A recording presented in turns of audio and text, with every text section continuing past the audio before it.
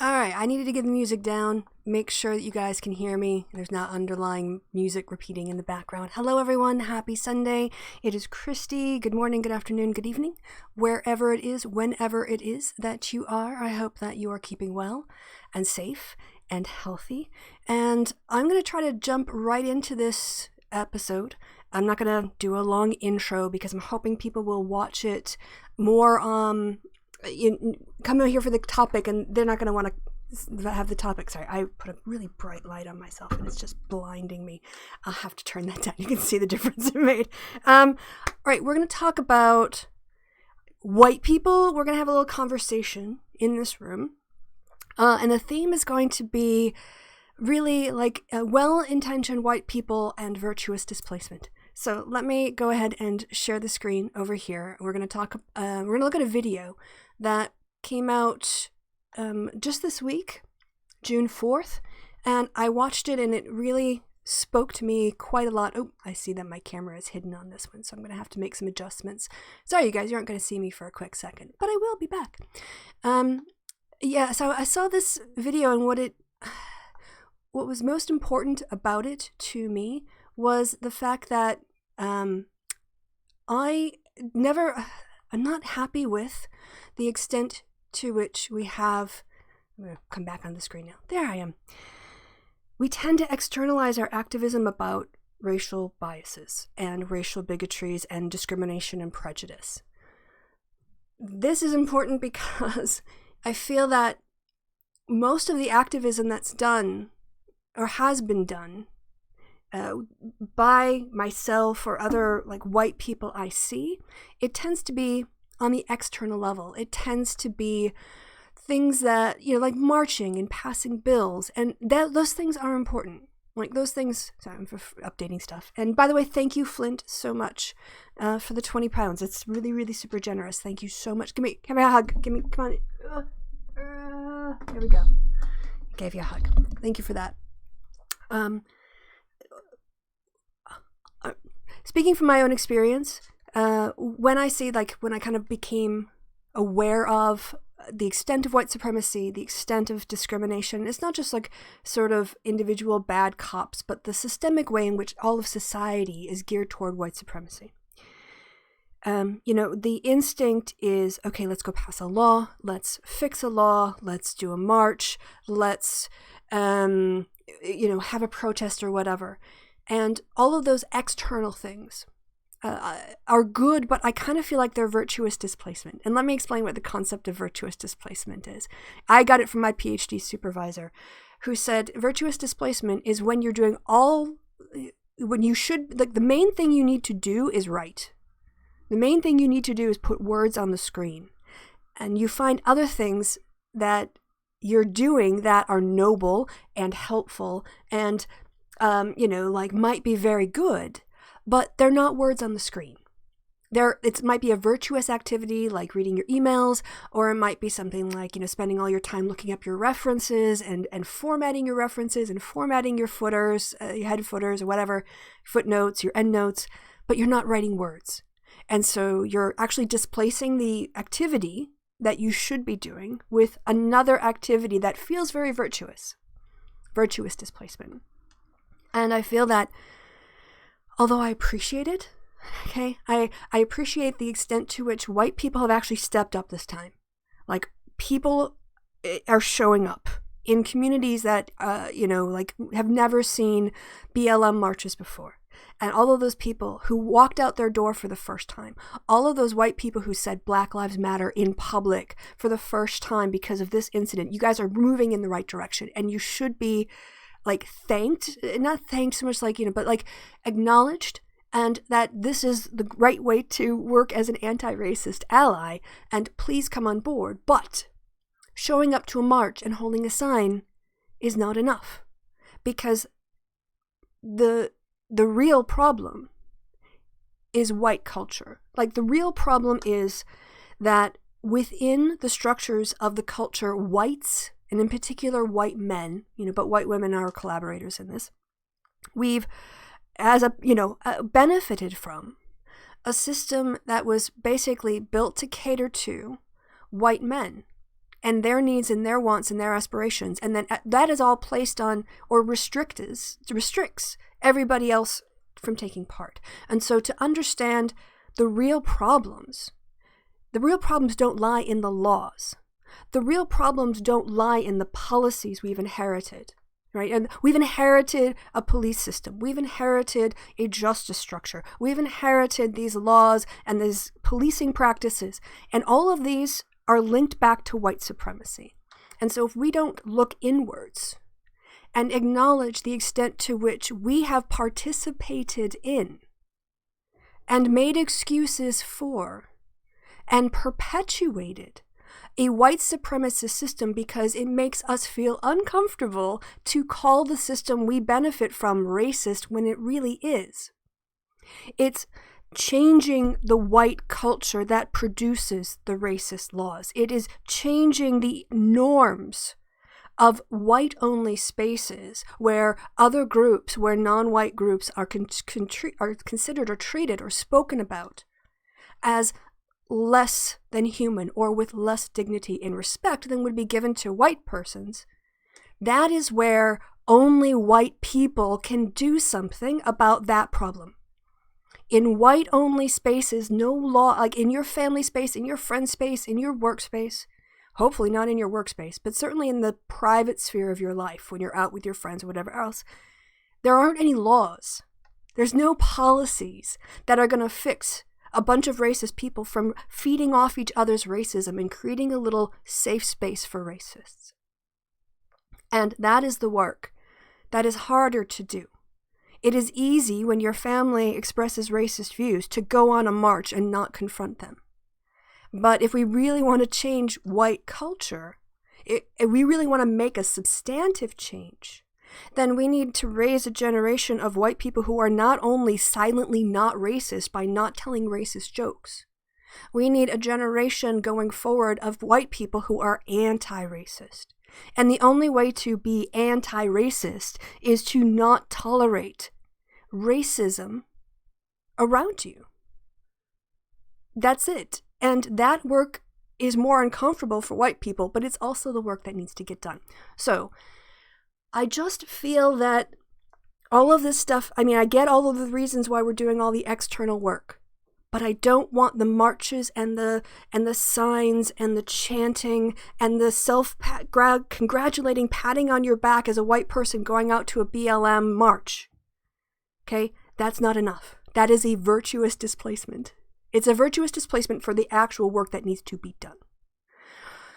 Okay, and the reason why I want to go through this video is because I really feel that Mavenella here speaks to this. And I've listened to a lot of, I haven't listened to every single person speak on issues of racism in America, right? But I have a lot of respect for Tim Weiss.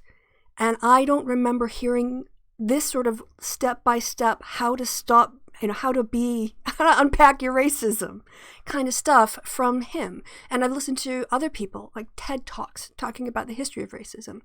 But it is really Mavenella here who actually laid out an individual level path on how you do it on the inside, how you do it from your heart, how you do it in your house, how you do it with your family, how you do it within the people that you interact with, in order to create an anti-racist norm for white people, for you, and the white people around you. Okay? Now, I am going to say that I put this video on 1.25 speed. She is very tired in this video. She speaks at a slightly slower pace. And I just feel I've tested it out, and I don't it doesn't really lose anything in terms of speeding it up just a little bit, but what it does do is it sort of shortens up the video, because it is like 12 minutes long, and she is tired. This is a very emotional time for her, and there's time that she kind of goes on little bits of tangents, but it is such a good video. I really wanted to signal boost it, and I wanted to have people, white people especially, engage with this self-critique, because this is the work ultimately that will produce a long-term change, much longer than going on a protest march. This kind of work will make real change. So I have to actually plug in my headphones because I just have them on, but I don't have them plugged in, which is kind of ridiculous. And I have to unmute my desktop audio. So many wires. So that I can hear and y'all can hear. Also, J.K. Rowling is a TERF, which is also she's been trying to bring attention to herself on Twitter today at the expense of like every other issue, and trash. Okay, so let us go on. You can hear us, yay! I think I'll throw in this closed captions as well for people who, I don't know, just be a little more, I guess, inclusive in that way. I am going to let her talk, until I get to a point. So it is a fair use in that we're going to do commentary and also educational uses, I would say. And she has okayed this for sharing. But also, can I just say, I'll put this in the chat here. Please go and subscribe to her channel. When I first saw this, I think she had about 100 subscribers. Maybe her Instagram is a little bit bigger. But I'm going to go ahead, you guys, I'm going to put this in the chat. And you guys can go ahead and, if you want, sub to her channel. Now, the title for this does say, for white women who want to help, here's how. Honestly, it is for everybody. This is not limited to white women. I think the title is because she got a lot of requests from white women. And as well-intentioned, this is just such a typical, like, white person being ignorant kind of thing. Here, okay, before we start the video, I'm just going to say, like, because of white supremacy in being embedded in our culture, in our school systems, in our society, in our interactions, white people are completely ill-equipped or unequipped to actually critique white supremacy until they are shown how. And for some reason, white people think that when they don't know something about a topic, asking black people to educate them is them helping. When you're a white person and you go put the burden of educating yourself on the black person who is being exploited, all you're doing is asking them to do more work. And of course, this is why white supremacy blinds us to how completely ridiculous it is. Hello, oppressed person. I am part of your oppressor class. Please take time out of your life and your energy and your expertise to explain to me. Right? It's just kind of ridiculous. I heard a knock. I don't know what that is, but I'm going to ignore it because I'm live. All right, so let's hear Mavenella and really take this in. I would say open up your hearts to what she has to say. I'm seeing a lot of posts and blog posts and people sharing things about what can you do as a person who is not black to support. I should also say, just as a warning, I love her video and all of her content. I love her approach. I love her energy. She had made the mistake, it seems, of putting a fan next to a window. And I think this is what is causing it. So as the fan spins, it creates a flicker of light. That's why I've tried to keep the screen a little bit thin. I'm not going full screen because the flickering is much more intense if you have it on full screen. So just as a warning, if anyone does have any kind of sensitivities on, to flashing lights, a prolonged exposure to this, I don't know if it would do it or not, but just to say that I found it irritating at some point, which is too bad because it kind of distracted me from her message. But so I'm just going to put it up there as a warning that there are this constant flickering. And if you don't want to look at it, just close your eyes or move the screen away and just listen to what's being said. And then when the video's done, you can look again. All right? So just as a warning. Being put out by a lot of other people who are white and I feel like it's great. I feel like it's exactly what we need. I'm going to share some of those same things on my blog, which I'll link you guys to, so that if you need them, they're there.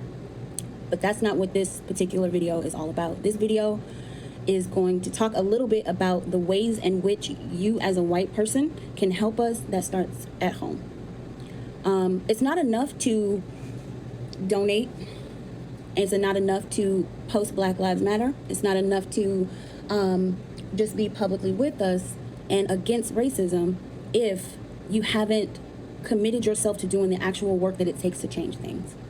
And so I'm going to give a couple tips that I think are extremely helpful. And believe me when I tell you that I'm reading these messages, and no matter how much hurt and sorrow that I'm feeling, like all Black people are feeling right now, I see it and I receive it, and I appreciate every message, and I appreciate every single person. So the first thing I'm going to say is, before you decide, okay, well, I'm going to get behind this cause, you really do have to self-reflect. That's the first thing. Self-reflect and ask yourself, if I'm just now realizing that I need to be an ally, right?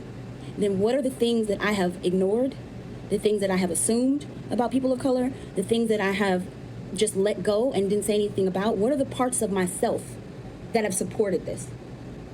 What are those parts? I'm going to stop here because I want to call back to the discussion we had last week.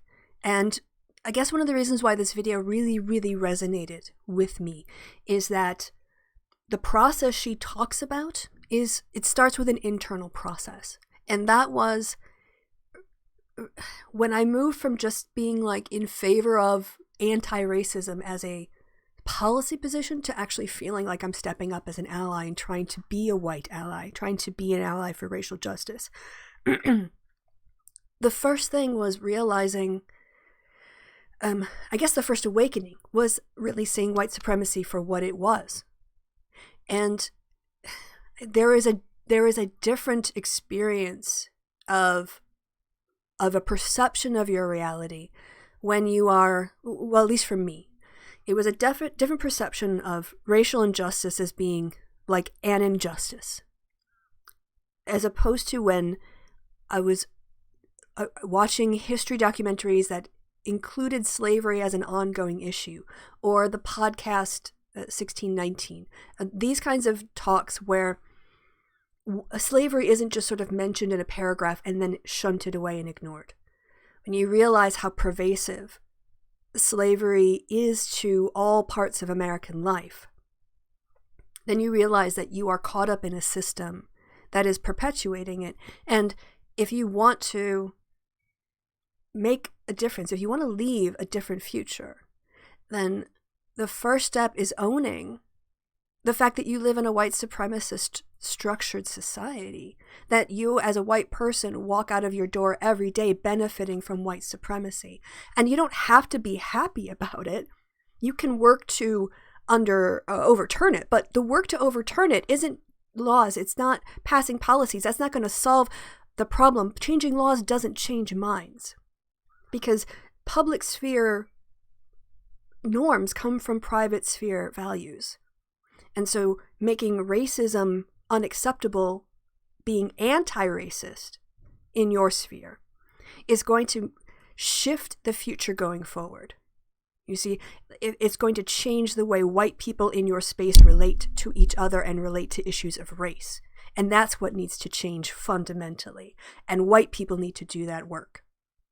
So the first thing, and I love the idea that the first thing that you have to do as a white person to be an ally to anti-racism is look at yourself.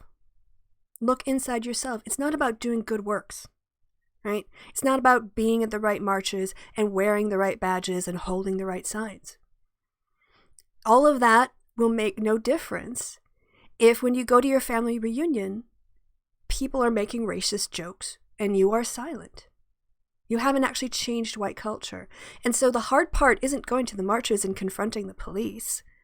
You might be there might be a physical threat to your life there.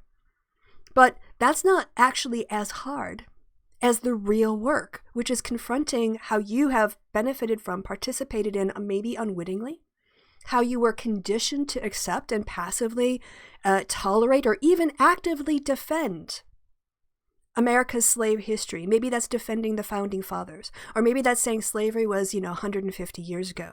All of that perpetuates white supremacy. All of that excuses white complicity today with the same structures that were oppressing people in Jim Crow. We feel like we've made changes because we've made laws as white people, but we don't experience whether or not those laws are effective.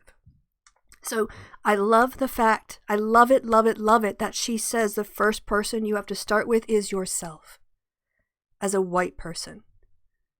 And then, as we'll see, she talks about how to continue that work, not just inside yourself, but changing the spaces around you. Hiya, Lonely Wolf. Also, hiya, that's Terrorist Bro, and Striped Mongoose, and DNF and Flint, of course. Hello, everyone in the chat. All right, continuing on. So that means uncovering and getting all in the nasty parts, like getting in the most uncomfortable parts of yourself and asking yourself, how have I supported this? Is there something that I think that's untrue? Where did it come from? This is the kind of work that usually it takes years to do, but it's the first thing you have to do before deciding I'm going to be an ally, and just posting about it. I think the next thing that has to be done is committing yourself to being the very vocal white friend, no matter what that means. That means if you're with a group of your friends and everybody's white and somebody says or does something that ain't right, don't be afraid to be the person that calls it out. You've got to create a new identity for yourself. Like, you know what? Damn it, Uncle Tony, I'm not allowing you to be racist every time I see you. I don't care what it is, because allowing that kind of thing is what keeps this going. Being quiet, thinking, oh God, they annoy me with their racism. Not saying a word is why this is still going on. It's so many people feeling like, well, what can I do? And that person's just ignorant. Yeah, but you have a voice. You're in the middle of a crowd of white people, meaning that you can speak up. There's not a black person there to do it. Commit yourself to being that person, right? All right, let's talk about this. Because, again, her circle is kind of like start with yourself and move out. Start with yourself in your own mind, your own heart, and then make your interactions with people, make your personal space, make your life an anti-racist space, an anti-racist interaction. And this is where I think a lot of white people fall down, because we are willing to, and I'm not just saying like, oh, this is only for white people, but I'm just talking about what I see in the white community, because I can't speak to other communities because I don't belong to, like, this is where I have a little bit of experience. People will be more willing to go and confront the police and do non-violent, protests or civil disobedience, maybe even get arrested, than to have to actually confront your racist Uncle Tony at a Christmas dinner. You might find it more tolerable to go and be arrested for civil disobedience than to have that awkward silence at the Christmas table, or whatever the situation is, 4th of July party or Thanksgiving or whatever your holiday is. But that is actually the best allyship you can do. Now, of course, you need to think about how you want to do it and the person that you're dealing with, because, maybe there's going to be a confrontation. Maybe this person is going to get angry and defensive, right? And then if the norm is racism, or the tolerance of racism, or the eye rolling but not actually speaking out against it when it happens in your family, kind of going to get one or two reactions. One, people who are used to tolerating racism in your family space are going to get angry with you because you're rocking the boat. The other possibility is that there are a lot of white people in your family who feel the same way you do, and they are as scared to speak up as you are, because they don't want to be the person who takes the hit to change what the family norm is. Okay? But look at the kids growing up in that situation. What do you want them to see as a role model? Do you want to see the continuation of a double-faced life where white people are pretending to be polite and civil to people of color in public? Or maybe not even that, but let's just say it's a whole, I want to be a good person. Right? So in public and to other people, they aren't racist, but in the family gatherings and in your family spaces, they feel safe to be openly racist. And then the people who are anti-racist don't feel welcome, don't feel safe, don't feel like they belong. And if you let that continue, as your, maybe your kids or your nephews and nieces or whatever other relations you might have that show up at Thanksgiving or 4th of July, whatever your family holidays are that you share together, they are also learning that two-faced, be a racist in private is okay, just as long as you don't say these things in public. And that is how white supremacy continues. It's that double standard in the white community. So, if you want to change the future, then you have to change that dynamic. And it might be a planned strategy. You might have to prepare a little speech because it's going to come. At some point, someone's going to drop something. They're going to drop an N-bomb. They're going to tell a racist joke. And people who are going to laugh are going to laugh. And then what are you going to do? And how are you going to handle it? And, maybe it's going to blow up into a fight. Maybe everyone will get awkward and it'll just sort of like people will be less likely to bring it up in the future. I don't know what's going to happen. But what I'm saying is, if you want to be an ally, then you have to be an ally all the time. You can't just be an ally when you're out on the march with other people who already agree with you. Because that's not really a fight. That's not really convincing. That's not changing the culture of white supremacy that you have power over. So you have to get uncomfortable. And maybe you and Uncle Tony aren't going to talk for a couple Christmases. But you know what? Uncle Tony's going to stop telling racist jokes when you're in the room. And then when you have the courage to stand up and say, we can't do this anymore. People are dying and we're making fun of Black people in this room, and I just don't see how this is right. These are our fellow American citizens, whatever you want to say, however you want to confront it. But if nothing else, you have now put up a barrier. You've now carved out a new anti-racism space. These people know that if they tell a racist joke in front of you, you are going to push back. So instead of feeling safe, they now have to think. And if they tell a racist joke, it's going to start a confrontation. So this is how we change the dynamic. If they feel like their spaces to be racist are less and less, where it's acceptable to say those things are narrower and narrower, that means we are getting closer to actually having a white culture that is not bound up with white supremacy and perpetuating racism from generation to generation. That is way more effective and profound on the children and the people in the room that you are in your circle than just going on 100 marches. It's also a lot harder, and you have to live with it. But that is why it is work, and that is why it is allyship. Allyship is never going to be easy.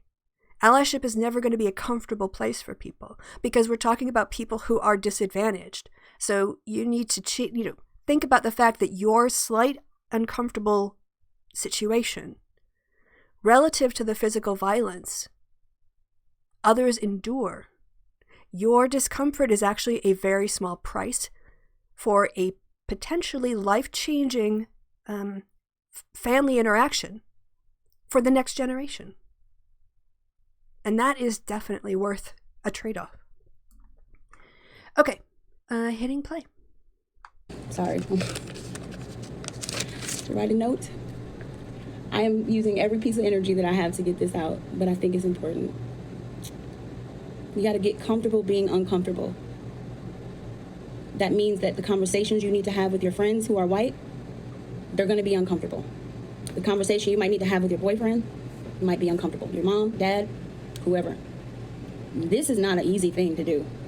This is not an easy position to take. If you've decided, you know what, F that, I'm no longer allowing racism to have it's not going to be around me, and I'm going to fight to get rid of it so we don't end up here in 20 years, then your uncomfortability means nothing. You can't be scared to speak out. You can't be like, what are people going to think about me? What are people going to say? I'm going to lose my friends. Those aren't your friends if they have a problem with you speaking up for what's right. So I don't care if you're an introvert. I don't care if it's not your normal thing or if it matches an identity that you don't truly own yet. Make it your new identity. Make it a part of who you are, because it's the only way to truly be an ally to us. After you realize how much you haven't seen or done, you're going to see it a lot more in the world around you. You're going to start picking it up and being like, hold up, that's wrong. And when you start doing that, you're going to naturally start to be like, okay, I'm going to do this, this, and this, and other people will start following your lead. And that's the thing. People say to me all the time, I don't have an audience big enough. If you go to brunch, baby, that table's big enough. You get what I'm saying? Nobody's saying that you have to be a social justice activist. Just use your own circle, use your own life as the start of where this change starts to happen. And call it out in your industry, but also look at your business. If I go to your site and your whole team, are you hiring any black people? And I'm not talking about in a diversity initiative. I'm talking about, are you seeking out talented black people for real? If the last 30 people that have worked as freelancers for your business are all white, what are you doing, boo? Is your company setting aside funds to create scholarships for young black entrepreneurs or young black women who want to go to school to do what you're doing? Are you creating opportunities for a race of people who have been disenfranchised for so long? So yes, you can watch movies, you can read books, you can educate yourself. I recommend that you do that. I do. But I want you to know that it's not just what you're doing out there that's going to make a difference. I had a person tell me that they felt uncomfortable speaking out against racism because they felt like they would be disrespectful to their friends and family in law enforcement. And I know that there are a lot of people who feel that way. It's important for you to understand that this fight is not against police. This fight is against racism. That's what it's about. And if you need to articulate that to your friends who are cops and they have a problem with it, right. When you look at your own business and the way that you're affecting the whole entire world, there are things that you can do outside of educating yourself, and they make the most huge difference. Some people in my life who were influential as I was growing up, they didn't stand up for me as a young black woman like they could have. And there are so many of you out there who think that there's nothing you can do. Who am I as a white person to say this? Like, who aren't you? If you have children, make sure that they're not being raised in a way that makes them passive when it comes to racism. Raise anti-racist children. And this, again, really key. If you remember last week's show, I talked a lot about how I was raised in a house that wasn't racist. Racial slurs were not tolerated, and bigoted phrases were not tolerated. Anti-Semitism, all that sort of stuff, it was not something I had to condition myself out of or learn consciously to reject active racism. But as a consequence, I fell into the passive, well, I'm not a racist, so that's enough. I'm not racist, so it's not really my fight to stand up and get involved with this. Or I don't know, I don't feel comfortable because I'm not an expert on this issue. That kind of, it's basically like, it's kind of like the opiate of the people, this sort of, it's not my problem. I'm not personally racist, I'm a good person, so it's not my problem. And then you are paralyzed, not from a systems analysis point of view. If you don't have people who are actively pushing white supremacy for its preservation, think about how memes reproduce, right? So white supremacy was established, and then a new generation grows up in it and is invested in its preservation because they're getting benefits from it, and they are threatened by attacks on their power or stability. And then they raise another generation that preserves it. And it goes on and on and on. What do you do when people within this unfair racist power structure recognize that the power structure is completely in contrast, in complete opposition to the ideas of human equality and meritocracy and individual rights and the pursuit of life, liberty, and the pursuit of happiness or property, if you're luck. How do you reconcile the fact that you have one set of principles that are about individual actualization, self-actualization, and yet a system that only allows a very small percentage of the population that opportunity?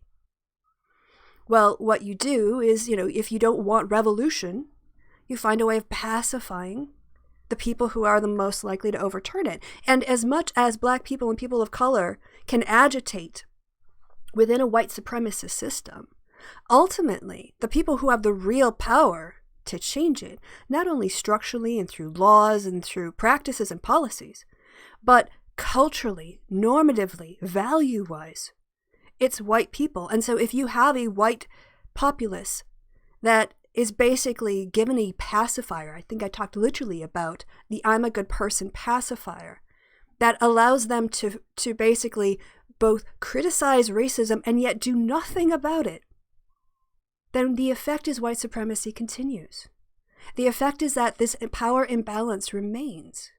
And so you need to stop worrying about being a good person and really commit to building a better society. And part of that better society is completely destroying and undermining the white supremacist values and norms and structures and passivity that our society has brought us up with. So again, just want to echo some of her points here about creating white culture, creating an anti-white, anti-white, oh, that's going to get clipped, creating an anti-racist norm within white-only spaces. Do they understand what it even is to be black in this country? What have you talked to them about? I really hope that this was helpful. I really hope that people who have truly made a commitment and not just looking at it as a way to get likes on social media, the people who truly in their heart of hearts are like, damn, I didn't know, I didn't realize. Those people, we need your voice. We need you to fight with us because we're tired. We are tired. We are literally beat down tired. I'm tired of having to be in my car and making sure that I remember how to rehearse my lines if I get pulled over, and how I will keep my hands on the wheel and not reach inside my purse to get my ID too quickly and be shot because they think I have a weapon. Understand, I'm not an activist. I am a coach. I am a black woman who has experiences that you wouldn't believe. But so do your black friends. Talk to them. Ask them. Don't say, hey, is there anything I can do? Because now you're putting that burden on them. Talk to them about their experiences. Open it up. Open it up. Make it not uncomfortable. Make it normal for you to talk to your other white friends about what it is in this country that's causing black people to have this experience. God dang it. I'm sorry. I'm not trying to be the person who is like not understanding, because I know there's a lot of people out there who are ignorant. It's not that they're racist, it's that they're ignorant. And so you, as a white person, it's not my job to check them. You check them. You get in there and be like, hold up. It's not all lives matter, bro. Sorry. Come over here, let me have a talk with you. You do that. It's powerful. No matter how many people you get to, no matter how many people you know or affect or follow you on Instagram, this one little thing you say could change that person, and it'll change the next person. I swear to God, I will go to my grave trying my very best to make sure that I don't have sons that are afraid to go jogging. And I'm telling you, it's not enough to be sympathetic.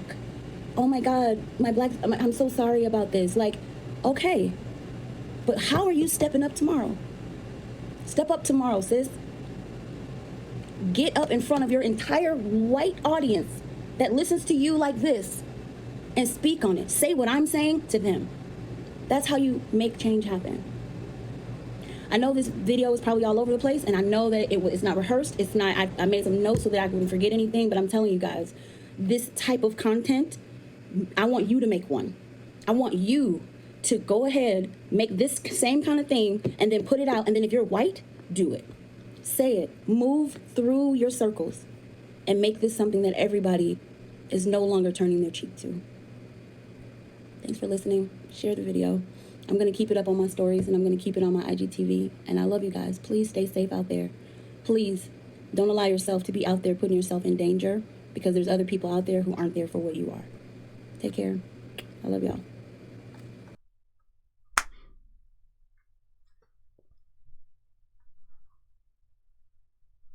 I'm going to take a break. So we're going to be back in 5 minutes. Let you guys think a little bit about what she's had to say.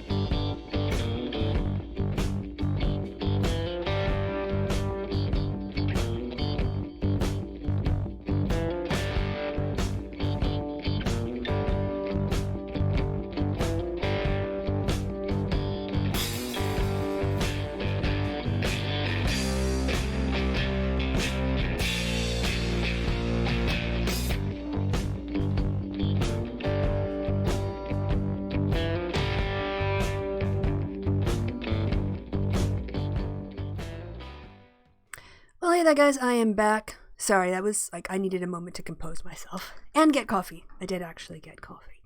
Before we move off of this topic, we're going to talk a little bit about something that was put out by Ben and Jerry's. You can hate corporations or whatever, that's up to you, but they have some interesting points here, and maybe it's all just a corporate ploy. I don't want to have that conversation because I want to stay focused on racism. I don't want to do a critique of capitalism right now. Because ideas are ideas, and if they're good ideas, it doesn't matter where they come from. So let's have a look at them.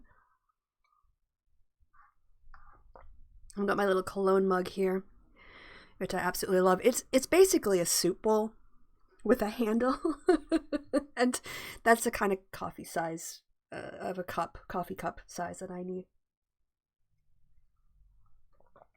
All right, I want to. Someone's talking about chocolate mousse tracks ice cream.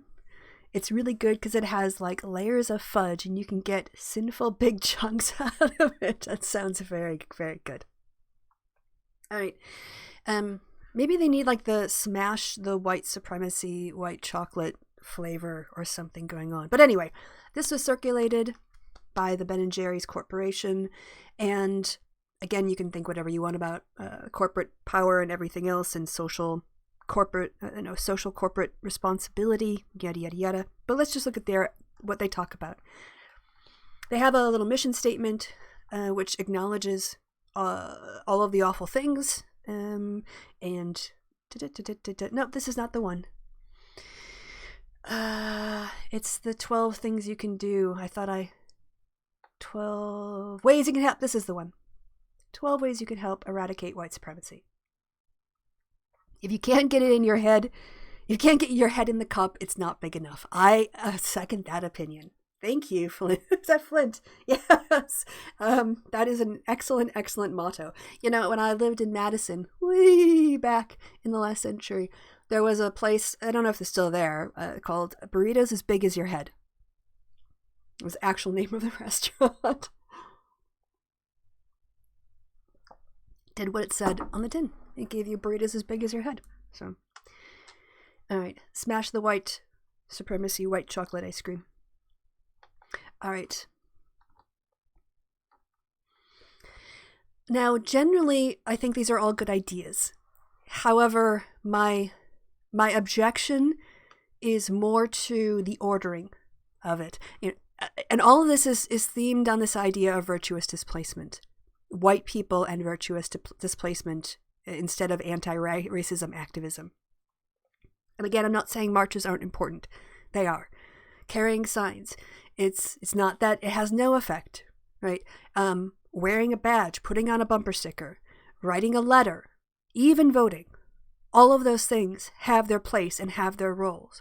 But none of those things are replacements for actually changing your white-only spaces. Public sphere things and displays and free expression are probably the easiest way to be anti-racist because you're not going to get a whole lot in the way of opposition and confrontation. It is the private sphere spaces that really need the work. And that private sphere is inside your heart and understanding how you participated in or benefited from or are a product of white supremacy, acknowledging that the entire structures that we have grown up with this whole American dream are actually stained and tainted and corrupted by systemic, ongoing oppression of our fellow citizens. And that you are getting an easier ride while other people are getting a harder ride. All that, if you don't do that work, then the letters and the stuff, it's just going to be passed on to another generation. Because you can't change minds by changing laws. You can't change hearts by changing laws. That comes from human relationships and human feedback and people exchanging ideas. Therefore, I wish these kind of lists would always put up like the internal work first and then put the external work at the bottom, because that's where I think the priorities are. But that's my only real quip on this. All right, maybe you can see by like when they tell you 12 things to do, how many of them are actually going to do stuff in your own lives versus things that are going to happen externally. Excuse me. 1. Take action and become a member and supporter of our partner Color of Change. Text demands to 55156 if you live in the US. If you live anywhere else, that's not going to work. Listen to 1619, the New York Times podcast hosted by Pulitzer Prize-winning journalist Nicole Hannah-Jones that traces how slavery has transformed America. That's good. That's like the internal stuff, right? It's not actually, it's the start of the process, not the end of the process. Vote. Hold election officials accountable and vote, and then encourage your friends and family to vote for anti-racism candidates. Just voting isn't enough. You have to vote for the people who are actually going to bring about the social change you desire. 4. Financially support these groups that are on the front lines fighting against police brutality for civil rights and racial justice. So we have kind of 4 points that are all, like, one is dealing with the private sphere in terms of your own understanding, but the rest are all about like being an ally in terms of showing up and voting and financial support. Again, important, but not enough. If you really, really, really want to be an ally of racial justice, if you want to say you are not just not a racist person, but you are anti-racism. So then we get the middle cluster, and we start getting a little bit more about the internal, the private sphere. I guess that's a really good way that sociologists sort of divide life up. I mean, there's different ways you can conceive of the spheres of life. And oftentimes, feminist critics and thinkers and theorists will compare public sphere and the private sphere, and how women are perceived in both and men are perceived. And of course, I'm thinking like less inclusive and postmodern. So also there's we could also include trans people, but like from a feminist, like more like the masculine feminine roles in society and how these norms map onto different work outputs or what is acceptable in terms of labor, how things are gendered inside and outside the home. And I think it's also important to look at racism from that, like your public face of racism, how you are in your workplace where you don't tolerate racist comments in the workplace, where people are hauled up for, making racist comments. And yet when you go to your family picnic, people are dropping the N-bomb. Like, I don't know if that's like what, because again, my family doesn't do that, but I'm assuming that some people experience that. And they know that in a work situation, that's unacceptable. And yet in their family life, they let it go. That's the kind of work I think we're talking about here. Number 5, Ava DuVernay, the award-winning filmmaker of Selma and 13, encouraged white people to talk to other white people about racism. Quote, "White people talking to white people. More of this, please. If you're white and you believe yourself not to be a racist, yet you don't talk to your white friends like this, or stand up beyond tweets for black people, you simply aren't who you think you are." And that is, I think, one of the reasons that's moved me to talk about this on my channel and to speak up more. One, I was surprised on how many racist white people out there, or just white people will want to, will blow back and want to try to shut you down for being anti-racist. They will try to guilt you by calling you, like you're virtue signaling or other things. So that one was, the actual number of white people who try to come in and police my criticism of white supremacy was a surprise. Platform to be a role model for other people to talk about, and maybe I'm not the best role model. I'm finding my way. But it is okay for white people to challenge other white people about racism. That's not always the job of the black protester or the black activist or the person, the person in the Afro-American Studies course to take on this burden. Because again, they're not in the white-only spaces. So you can't really be, as I've said before, we've heard it also from the last video, like if you're tolerating racism in your private life, then you're not really being anti-racist.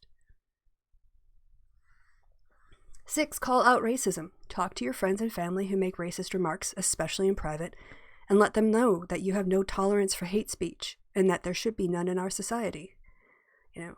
And this is also one that's so important, and I feel that I'm really glad that Ben and Jerry's brought this up, because I read this and then I saw a perfect counterpoint. Let's read the point. 7, believe black people and promote their agendas. Listen to the concerns and demands of black activists in your community. and use your voice and privilege to echo their calls for action and push their agendas to public officials. Just as with Me Too transformed the way that the news media and powerful accused persons, mostly men, framed victims who came forward with accounts of sexual assault or harassment or whatever else. Before Me Too, the way it was framed is it was usually a woman, a cis woman, accusing a cis man. And it was, she is mentally unstable, she is a gold digger, she's got a vendetta, she's a disgruntled employee, yada, yada, yada. And all of the presumed innocent until proven guilty benefit was given over to the accused.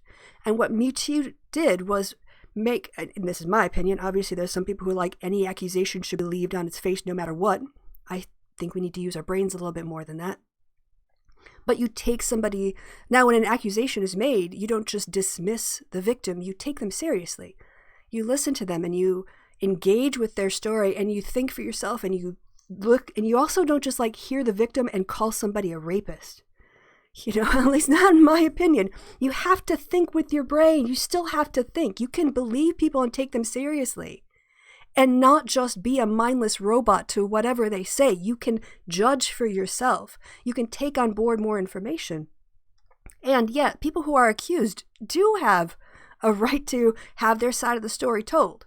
It's not like we just went from, let's just assume he's innocent, if again we're talking about a cis man, to let's assume he's guilty. It's like, let's take this seriously. Let us look at this. And when we saw from Me Too is we saw story after story, Kevin Spacey and Matt Lauer and Harvey Weinstein and other people who were abusing their power again and again and again, right? We just took the victims seriously. And when we did, we gave them the space. Enough people came forward to we saw the pattern. The same thing with Black people. Black people tell us all the time about this stuff. Black people tell us all the time that they are being victimized. And what do the Carl Benjamins of the world do? They put this back on them, right? So when this believe Black people and promote their agendas, I really compared this to the way that society pre-Me Too would simply dismiss. There's a lot of parallels there in the way that the majority, the society just does not treat with equality people who make the accusations if they come from a disadvantaged group. And it kind of hit me because I was wondering, I was wondering what June's take, Shoe-on-Head's take was on all of this.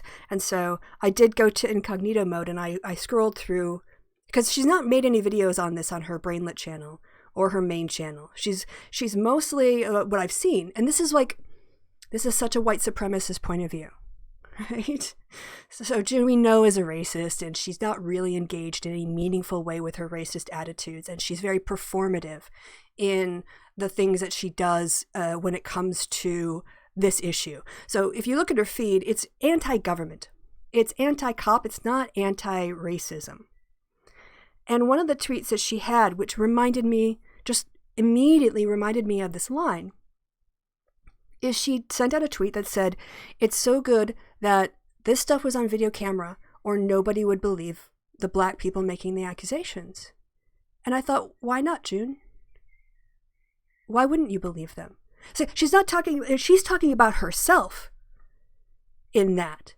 And she is saying that unless you have video evidence as a Black person, I'm not going to believe you. And that is the position of a lot of white people, is when somebody complains of brutality and oppression, people like June will say, I don't believe you, or you're exaggerating. And that is a way of perpetuating the white supremacy that she is benefiting from, that she is safe from. All this stuff about anti-government she can talk about because she doesn't have to deal with the police when she goes outside. And so this idea that the Black people have an extraordinary burden on them because white people like June are going to assume they are guilty or their complaints are invalid unless they have proof to the otherwise, unless they have video evidence that shows the situation. This is an insight to me into exactly the kind of white supremacist worldview Like, I understand. Yes, video is incredibly powerful. But the fact that it takes video for us to actually believe black people is a symptom of the white supremacy that permeates our mindset and the framing of these issues to begin with. People shouldn't have to capture something on video if they are beaten up by the police and they have the physical evidence on them to prove it. Why? Because what? They deserve it? In the same way, like a victim of sexual assault was walking around after he were on their way home after having a few drinks, dressing up, maybe in making their body look a little bit hot. And so they kind of put themselves out there. They were making themselves bait, so we don't really take them seriously. Why should it take video evidence? Why should it take video? Think about that. Think about the fact that you can't be believed unless someone happens to record you being murdered. That is a problem. So yes, believe black people. Take them seriously. Understand that police aren't the automatic white hats.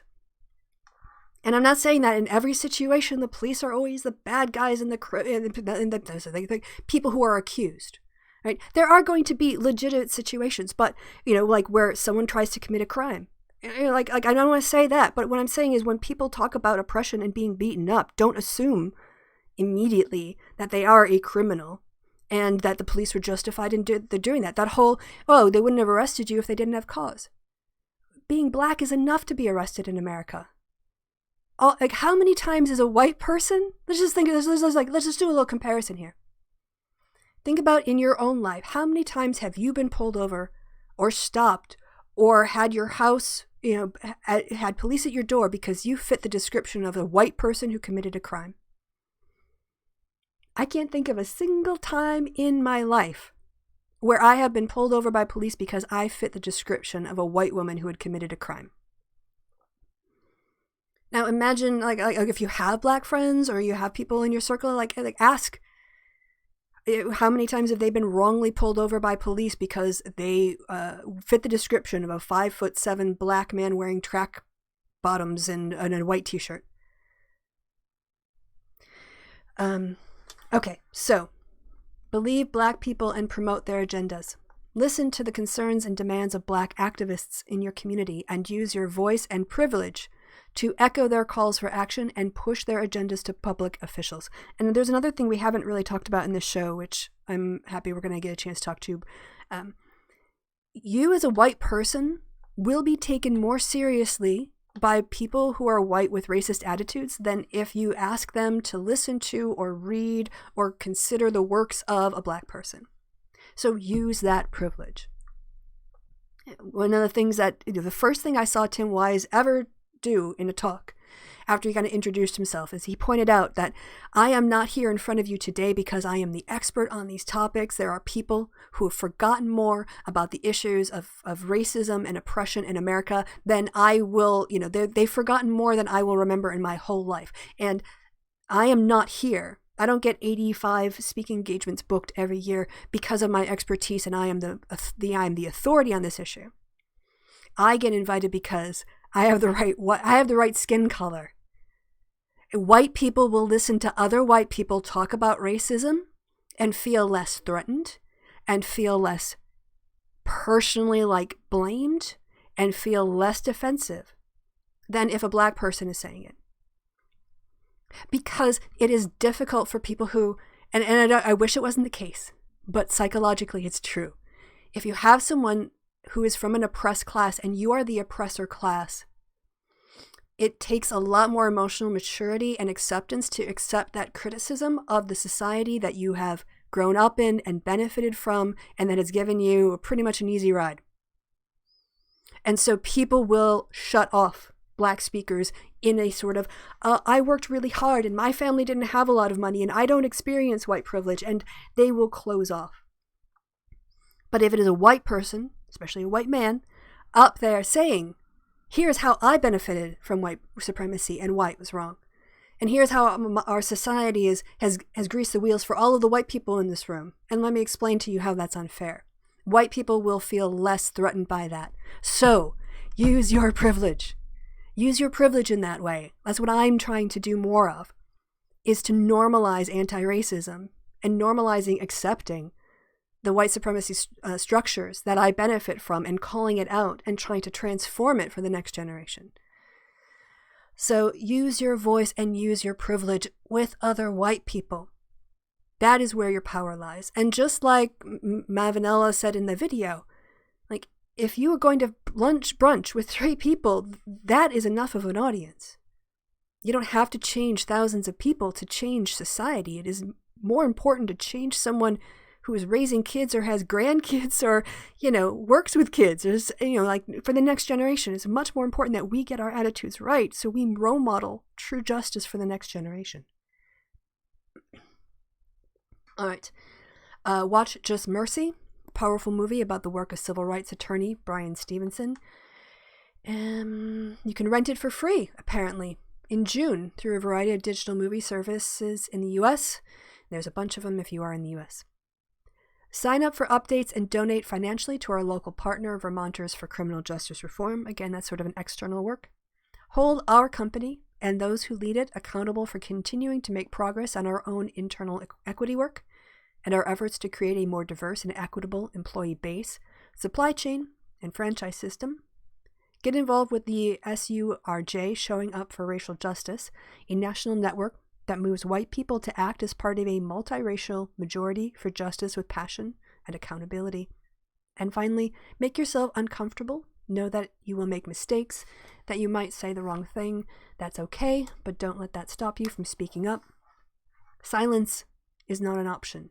Just keep learning and listening. Commit yourself to this work forever. Sorry, I put on my headphones again out of habit, but I actually didn't need them. Again, I think it's generally a good mix of internal and external ideas. It's a little bit of self-education. It's a little bit of donation. It's a little bit of activism, and it's a little bit of homework and self-work in white-only spaces. But again, I don't want to see white people who think that they can do virtuous displacement. If I go on marches and I donate money, then I don't have to confront Uncle Tony. It is more important that you confront Uncle Tony for your whole family's norms and creating that anti-racism space, again, for this generation and generations going forward. Change your family history. Change your family patterns. If all you've ever known is a nod and a wink or a laugh at racist jokes, if you don't step up, then when you are, the great-grandmother or the great-aunt, you're going to be seeing your nephews and nieces or your kids' kids making racist jokes. Is that the future you want? If it's not, then you need to start now. And it might be uncomfortable, but you know what? It's better to be uncomfortable. It's better for the racists in your family to feel uncomfortable than for the racists in your family to feel comfortable in that space. So, that is being an ally. And again, I don't want to, some people are in better and worse places. I'm older, I'm independent, I can hold my own. Maybe if you're 16 or 17, you feel like you're at a disadvantage, but it's still important to speak up in some way. If you don't want racists to feel safe around you, then you need to speak up. And that uncomfortableness, that discomfort, is still nothing compared to the daily fear that Black people live in every day in America. Fear of the cops, fear of just walking down the street, fear of having racist slurs thrown at you, all that kind of stuff. That's why they're so tired and where they're so worn down. And we can ease the load. We can ease that load. I'm trying to think if there's anything else really that I wanted to say, and there's not. I really wanted to focus on this for this show, and so as a consequence, I might make it a bit shorter because I think people get put off by really long videos. But the one thing I do want to advertise, by the way, I want to give a little time in the chat for people to bring up comments. So I'll just I'll make the chat a little bit bigger, and if people want to do, put some questions in or put some comments in, do it now, because I'm going to promo something I decided to do today on my channel. So I'm going to talk about that, and then I will come back to your comments. Right. one of the things that frustrates me is about talking about society and life is that I have a very different perspective as a consequence of my education and my training. And I feel that sometimes when I'm talking to people, even speaking the same language, we're not really communicating, because they have a sort of foundationalist or perception of ontology. It's symptomatic of my problem. By ontology, I mean what exists. And from a foundationalist kind of perspective, I think, you're talking about, well, I'll get all the terms. It's been a while since I've done these lectures, but if you think things really exist independent of mind, I'm not saying that's wrong. But there's also the idea that what exists in some ways is not brought into existence by us observing it, but its existence is mediated through our linguistic frameworks. And so our perception, can we perceive reality directly without a filter? Are we observing things that are real? Or are we observing things through a framework of our own linguistic construction that will put a certain spin on it, that make certain things like inevitable, or some things seen and other things unseen because of the way we're framing it? This makes no sense, and this is why I have to think about it. But basically, if people think things like sex are real, that biological sex somehow transcends our linguistic construct, that our language doesn't frame our perception of sex as a category, but rather our language reflects the true nature of sex as found in biology. And I don't know if I made those two differences clear, but this is the key difference. It's basically the difference between moving from an Enlightenment point of view of the world, which is what we observe, if what we observe and what we predict corresponds onto our senses, then it's true, to a more sort of nominal, phenomenal language in our physics through like a Kant sort of outlook, actually frames our entire perspective. So we're never able to perceive true objective reality because of our subjective material filter and then our linguistic filter. And people who say that sex somehow transcends human constructs, they want to rarefy, they want to make it like a truth that can't be questioned. Whereas in reality, the fact is we decide, we create our own definitions for everything. An example would be, where does a tree start and stop? If you were to define a tree, you could say, oh, well, the tree is made up of the physical roots and the bark and the internal part of the tree and the leaves and the branches. And that would be a valid observation and a valid definition. But you could also say that a tree is all of the materials that make up the tree plus the water that it extracts from the earth and the chemical exchanges of oxygen and carbon dioxide. So the tree doesn't end with its materiality. The tree's existence also includes its processes of taking in water and letting water out. So it's now working within the water cycle system. And it is also connected with oxygen and carbon dioxide. So it is part of also that part of the chemistry. So instead of seeing it as this discrete cut-off thing, you could see it as an organism, a chemical process that is interactive with and part of other functions.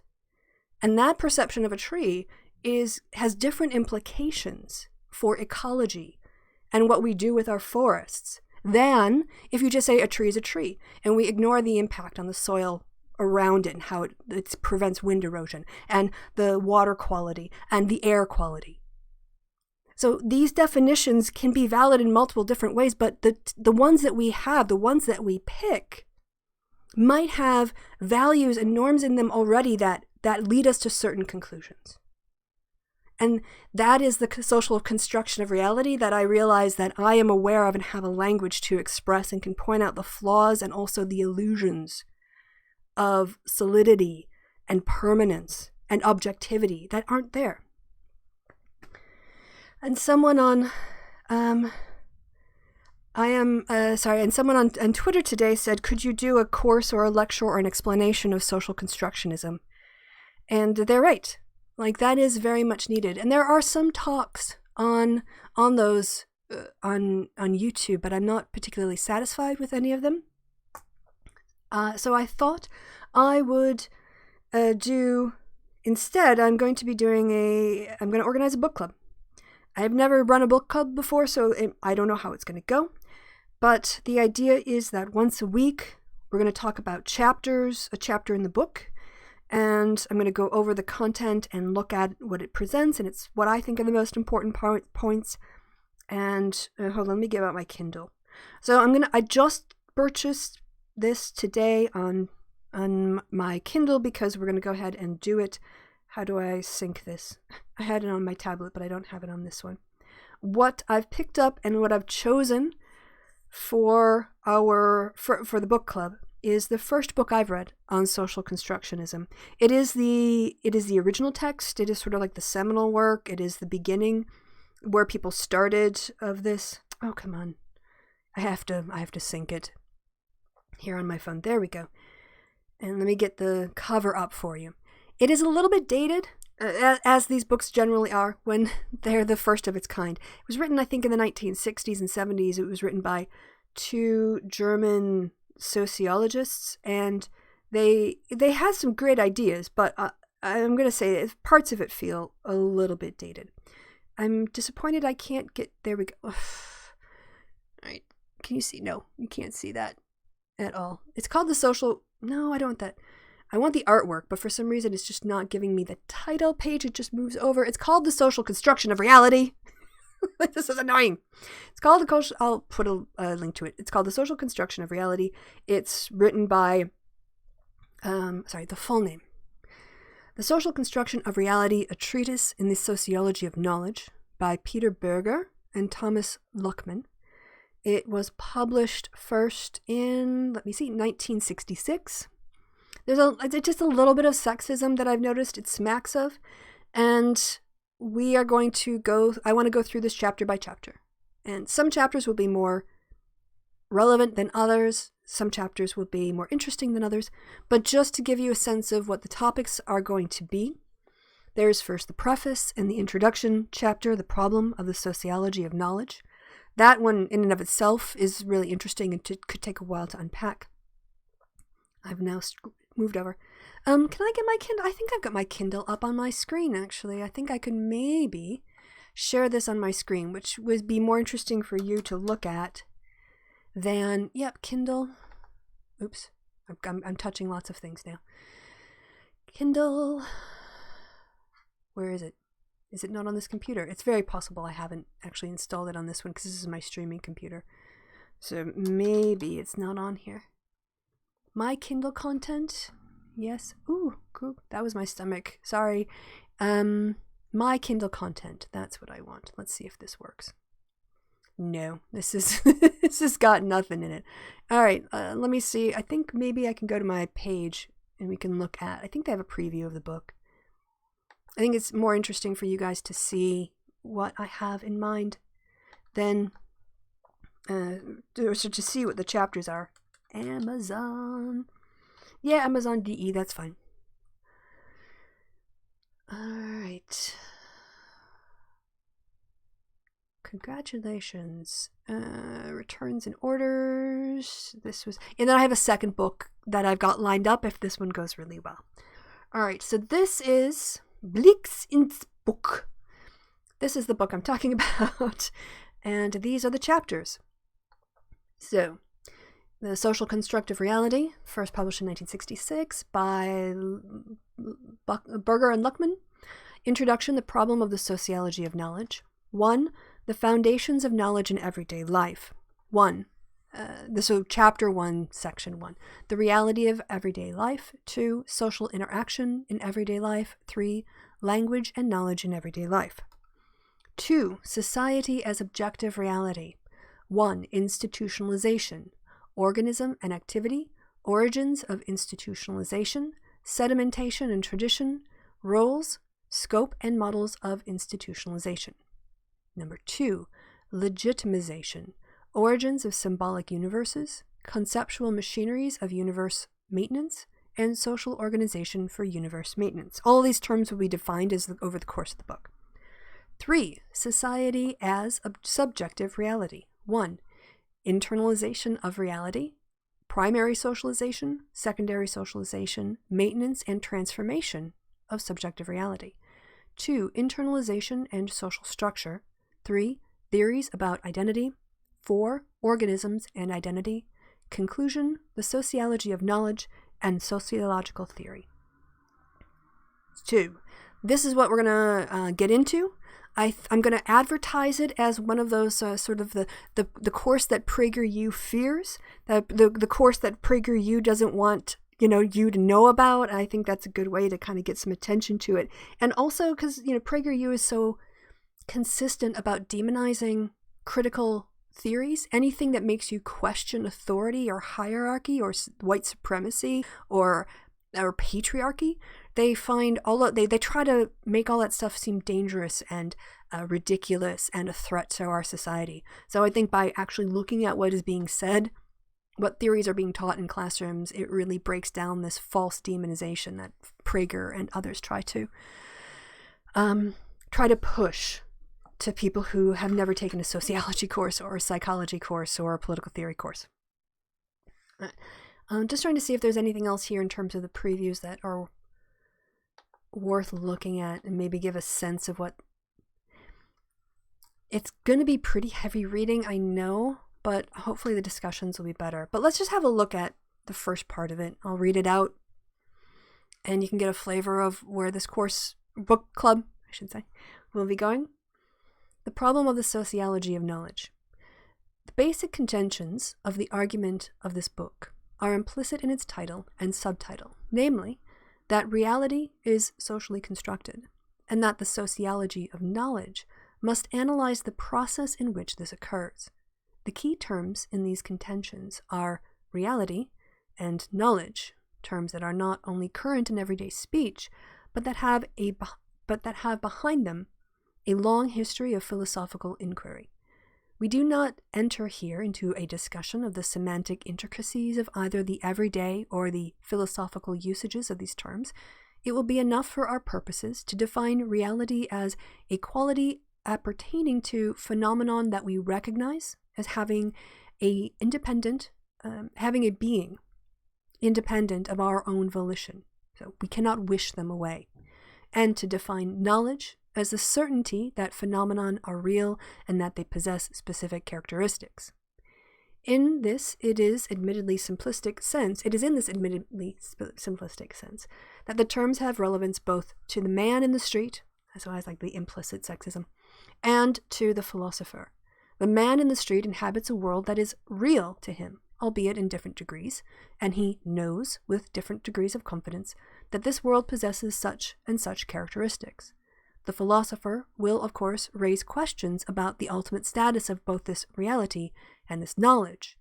What is real? How does one know? These are among the most ancient questions not only of philosophical inquiry proper, but of human thought as such. Precisely for this reason, the intrusion of the sociologist into this time-honored intellectual territory is likely to raise the eyebrows of the man in the street and even more likely to enrage the philosopher.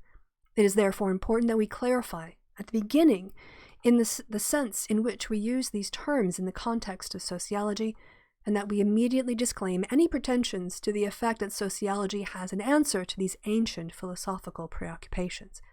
If we were going to be meticulous in the ensuing argument, we would put quotation marks around the two aforementioned terms every time we use them, but this would be stylistically awkward. To speak of quotation marks, however, may give a clue to the particular manner in which these terms appear in a sociological context. One could say that the sociology of understanding reality and knowledge falls somewhere in the middle between that of the man in the street and that of the philosopher. The man in the street does not ordinarily... I lost my place. Sorry. I was doing so well.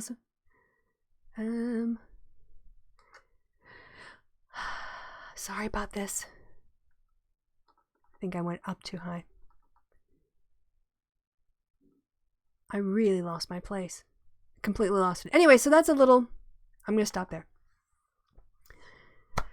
Okay, so that's a little preview of like the level of what it's going to be talking about. It's not going to be purely philosophical. It's not going to purely be gut instinct, common sense.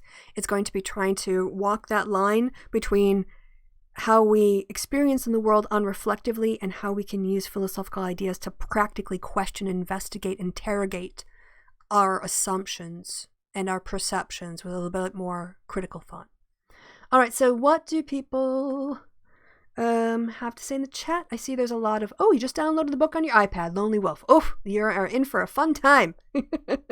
I remember reading this in Glasgow. I had picked up the book from the library because I'd heard the term social constructionism and this text was mentioned, and I have a very distinct memory of being off, I think it was Nelson Mandela Square in Glasgow at a cafe somewhere reading this physical, the social construction of reality book. So let's see if people have stuff. It's why I love our chat. You guys rock. Oh, even though I'm non-binary, I get confused about current discourse on biological sex. I'm trying to figure out what's wrong with J.K. Rowling. I think she has a perception that biological sex actually transcends our subjective framework of linguistics and conceptual definitions. So, from my perspective, sex is literally whatever we say it is. There is a natural reality to refer to, but there is not a natural reality that defines things. Because just as with the tree, you can be more or less expansive with your definition, and as long as everyone understands and has an understanding of how this word is used or what it means or the context of it, you can have a perfectly good conversation. But if you have a mismatch there, that's where a lot of these, I don't want to say a lot of these, but that's where conflict can come into being. And I think for people who want to say sex is a binary, they want to do basically like an appeal to a higher authority. But if instead of it being God, it is objective reality, that they are the ones who truly see what sex is, and what they think sex is what they've been told sex is based on a very what's the term, heteronormative and binary simplistic scientific definition that is useful for the study of animals but doesn't necessarily apply when you have conscious beings. So they want to kind of tie us to an animal definition of biology, therefore denying us our self-consciousness and our self-awareness as Homo sapiens sapiens. And also by ignoring the fact that it is up to us to define what sex is. And if we decide that our current, and lots of people have, the long-term definitions are outmoded, outdated, overly restrictive, and don't include all of the observations, and therefore we need better terms scientifically, because the world is more complicated than our model. Therefore, we have to amend our model. You don't make the world doesn't obey our models. Our models have to be good, they have to cover all of the observations possible. So I think that's it. I think they want to say, it's almost like an appeal to authority, that you can't change nature when you'd want to talk about what sex is or what gender is. And what they don't realize is that it's the people who arbitrarily assigned these definitions, who are cis and heteronormative and everything else, they've now mistaken that for fact. And that's complete whole human construction. That initial cisnormative one is a social construct, in just as much as a non-cis framing of what sex and gender are. And the benefit of the modern framings of sex and gender is that they are more accurate in terms of what we observe. So why wouldn't you use a more accurate descriptive framework for reality? Why would you tie yourself to an outmoded one, outdated one that doesn't explain all of the observations? Scientifically, it doesn't make sense. So, okay. Look, what else do people say? I've survived a few police encounters, largely, I feel, because I'm white. Last time I was accused of stealing a TV. Gone through a drive-through for lunch. I'd gone through a drive-through for lunch from across a harvest store. Self-reflection is my natural state. Arkea, I'm sorry, Anarchomedia, you are quite a unique person. Sosh says, I think it was my loud rusty 90 Camry.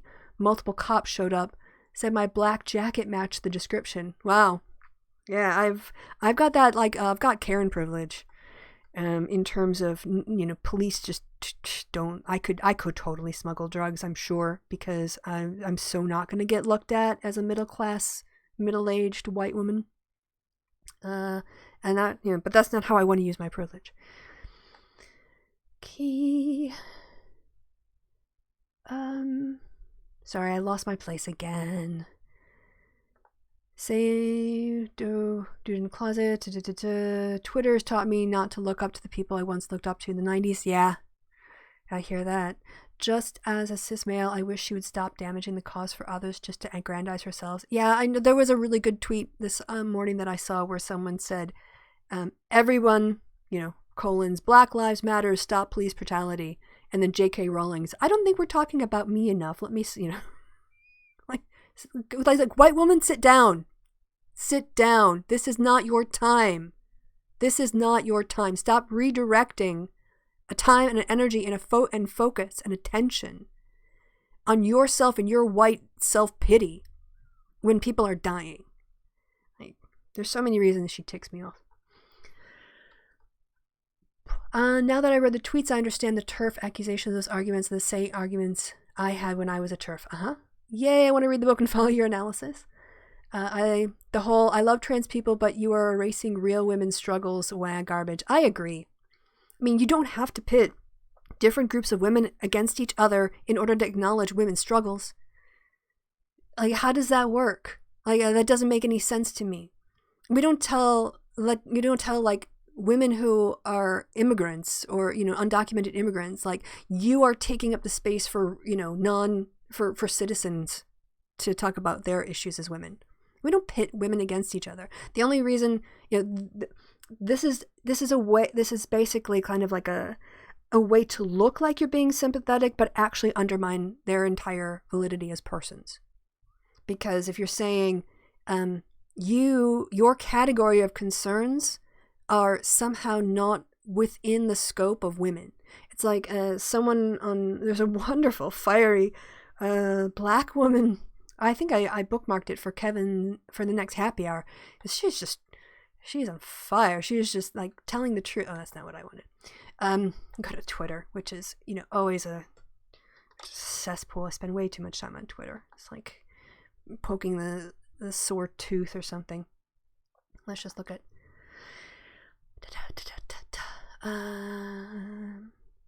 Yeah, J.K. Rowling's being awful. I have a lot of. This is it. When it comes to being an ally, let's just talk a little bit about. If you're saying, oh, well, there's two categories of women. There are trans women and then there are cis women. What you're saying is that trans women aren't women, which is bullshit.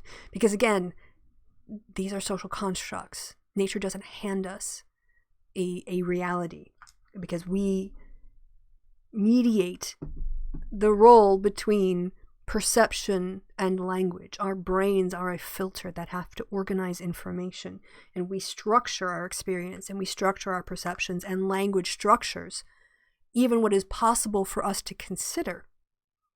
It gives us the world with which, here, these are the things that you can talk about. But if you don't have a word for something, you can't talk about it. And so, for instance, if you look at, we're going to look at this video in a second, but there is no place in the biblical literature for a man who has been sexually assaulted by another man. That category of crime and punishment and justice and accountability, there's not even a framework. Other than like treating the victim on par with the criminal. So how do you even start to talk about that when you don't have a language or a normative structure or even a concept of how to solve that problem, of how to prevent those crimes? So anyway, let's just take I know I said I was going to ask you guys for stuff, and then I ignored you, but I'll come back to it. We're going to do this and then we're going to wrap it up.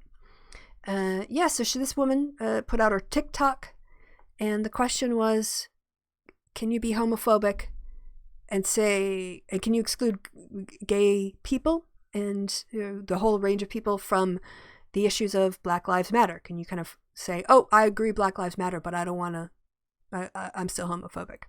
And this is how she talked about it.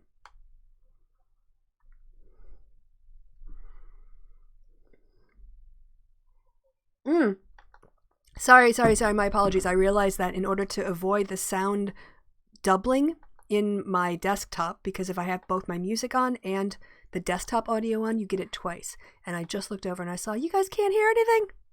So let's start again. So I must not have said it clearly enough for you the first time, so please listen up. You cannot be a supporter of the Black Lives Matter movement and be homophobic. It's point blank, period. The Black Lives Matter movement was made for all black lives. So therefore, you cannot say that you support all black lives, but not the gay ones, not the trans ones, not the bi ones, not the pansexual ones. That's not how this works. So say it with your fucking chest. Say that you are a bigot and say, I only support lives if they are cis and straight. And baby girl, I would not be screaming to the rooftops that you're homophobic. That shit's disgusting and embarrassing, and it makes you look stupid and idiotic. So I said what the fuck I said. You cannot be a supporter of Black Lives Matter and be homophobic. I will not say it again. I'm pretty sure I made myself fucking clear. Okay. So yeah, that's one way to do it. Definitely. Ignorance is the most violent element in society. Emma Goldman. #facts. Stripe Mongoose, welcome to the club. Christy sends cakes to new spanners. I don't, but let's start that rumor. Take race realism and then copy and paste it into gender and sex, and you get a look at the deepest rabbit hole of gender critical ideology. Absolutely. It's the same flawed thinking. Racists don't actually have a good reason for racism, other than the hate in their heart and a desire to hold on to power at the expense of other people. And so how do you justify that when you remove the Bible?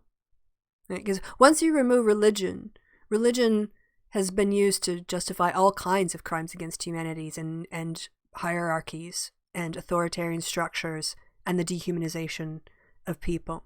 But if you take that away in a secular society, if you can't just appeal to God, then how do you do it? You appeal to nature, right? And so you put a racist framing into your assumptions about how nature works, and then those conclusions based on racist assumptions reflect back to you the racism you want to see. So you've already set up the bigotry in the outcome that you want, as opposed to questioning the very foundations of your definitions and questioning how these were composed and by whom and for what purpose, and are they still fit for purpose, and are definitions used in biology to categorize non-sentient beings really appropriate when we're talking about humans? How do you treat people with self-awareness and consciousness like they don't have that, and then bind them to that? Bind them to an animal status because it's more convenient for you to treat sex as a binary when it's clearly a spectrum.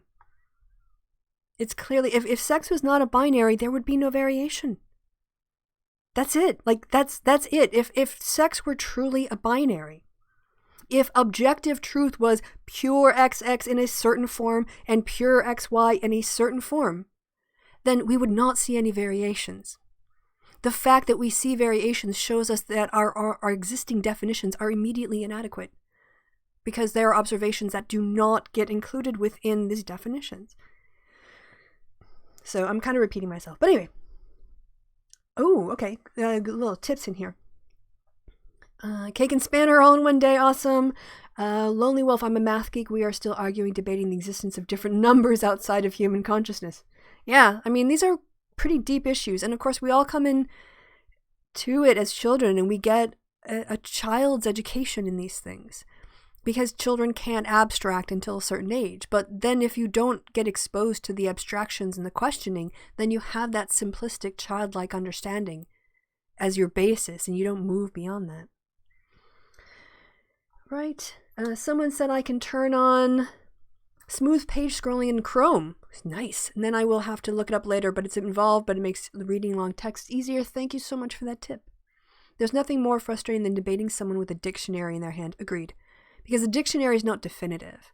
And if you wouldn't even want to, the Stanford Dictionary on Philosophy might be a better place to start, or the Wiki. But dictionary definitions are not definitive at all, and in many ways they are problematic because they are so overly simplistic and don't accurately reflect the state of scholarship at the time.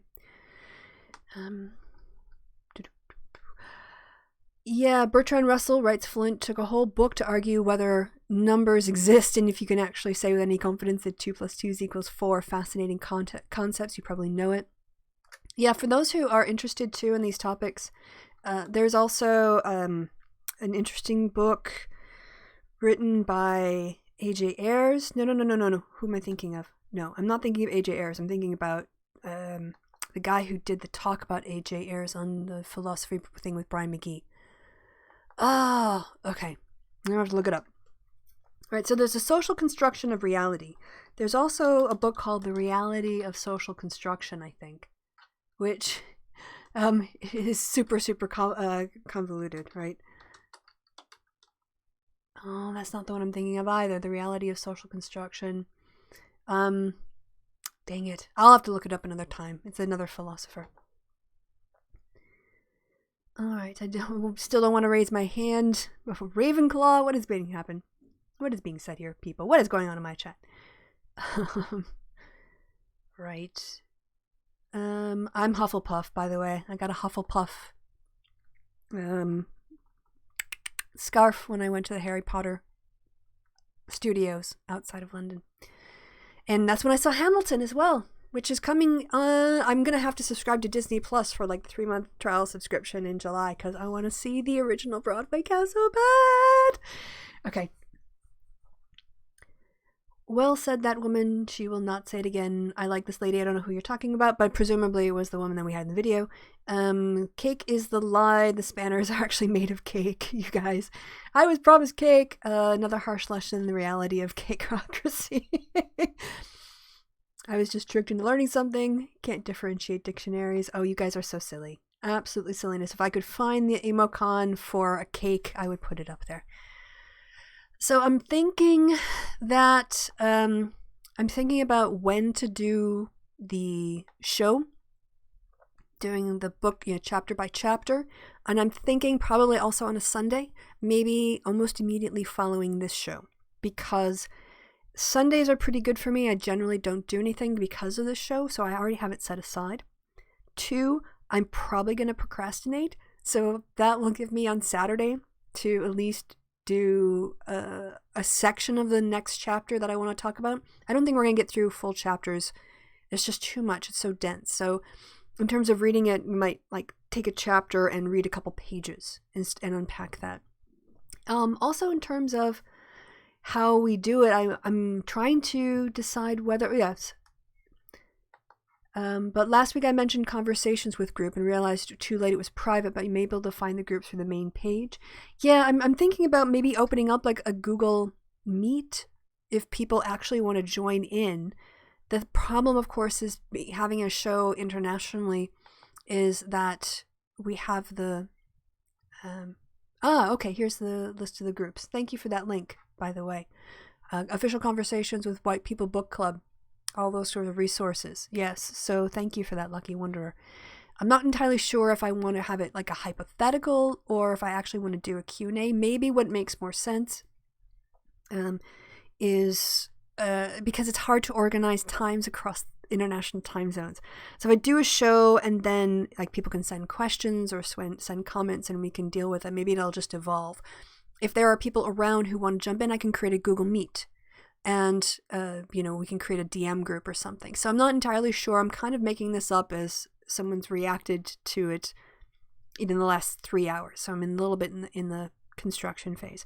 But I do feel that the more people who have this framework of questioning language as is presented to us as a reflection of objective reality without any interrogation of where did this language come from and who made it up and for what purposes and is it still fit for purpose today, that if you can go out there and explain that to other people, it'll start to kind of break down the false binaries that a lot of people think are quite solid.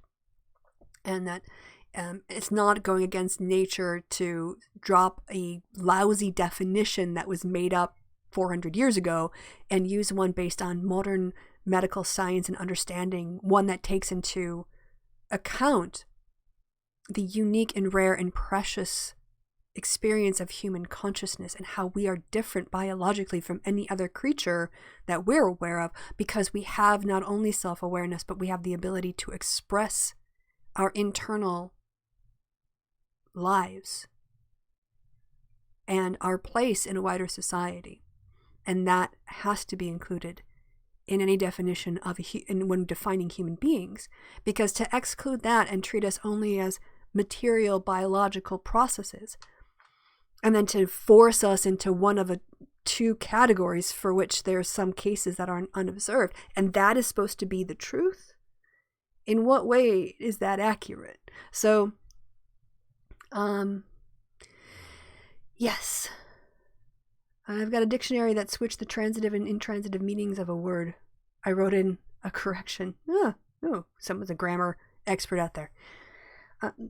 So getting back to my point, I think I'm going to do the book club like right away after this, and with the goal of being done. So like right now it's like 1:45 my time, and I have a standing invite. I do calls back to family in Wisconsin starting about 4:00 in the afternoon. So it would go, maybe this show go from 12 to 2, and then a half-hour break, and then like 2:30 to 3:30, just to do 1 hour. I think going more than 1 hour is definitely, like on a Sunday show, I know I already said I was going to try to keep this to an hour, and I messed it up. But on the book club, it would definitely have to be an hour to keep it chunked and focused and really on point. Okay. Yeah, I think we're going to wrap it up. I already went over my promised thing, like I was trying to do for an hour to get more people to watch this, because again, I think people are afraid of 2-hour programs, but at the end of the day, I can't stop talking. So I messed up again. But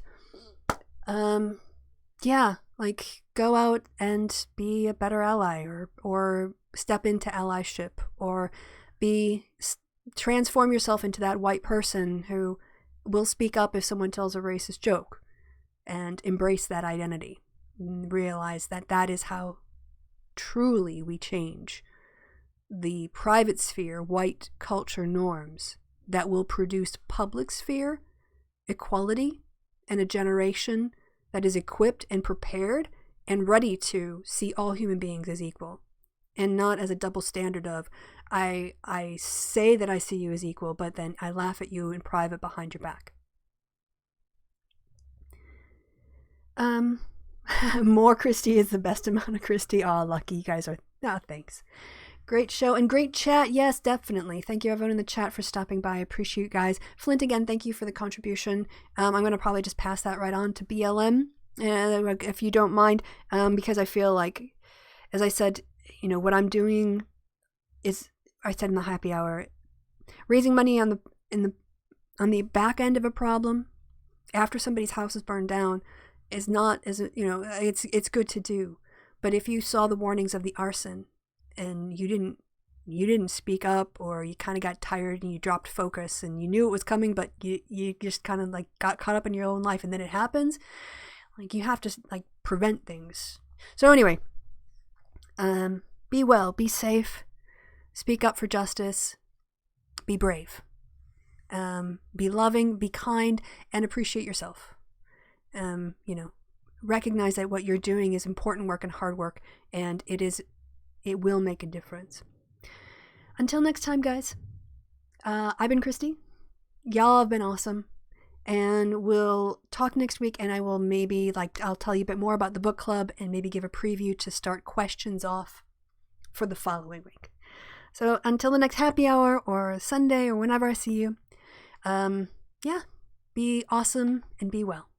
Catch you later. Trying to stall as I get to the right button. Okay, we're there.